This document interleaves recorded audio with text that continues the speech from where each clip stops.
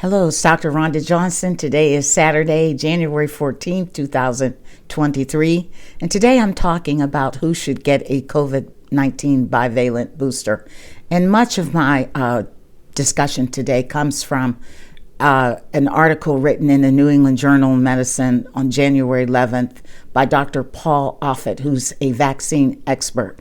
Basically, Dr. Paul Offit is again questioning the widespread use of COVID-19 boosters, especially in healthy young people. Now, according to the article, he makes these points. Now, new data shows that the Omicron BA4, BA5 booster is not that much more effective in generating antibody than the original vaccine when it's used as a booster.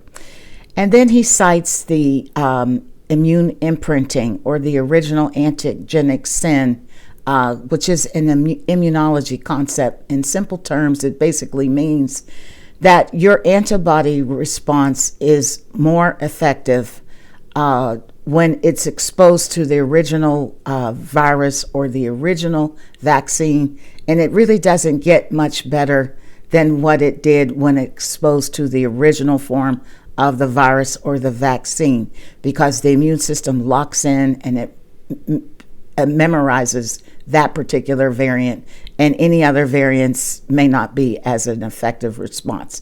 That's oversimplified. So now we have real world data that we didn't have when the bivalent booster was approved.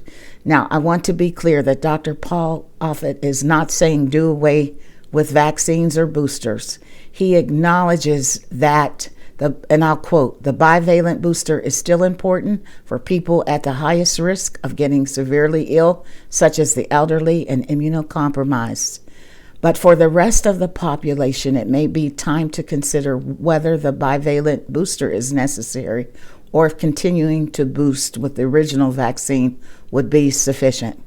So, more controversy, more scientific discussion, I think informed scientific discussion among experts, people who can evaluate data, people who are familiar with immunology and epidemiology and population health data and clinical medicine.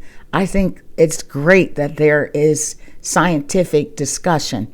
And we know that the American public clearly has become vaccine weary, booster weary, because only 10% of eligible Americans have received a bivalent booster.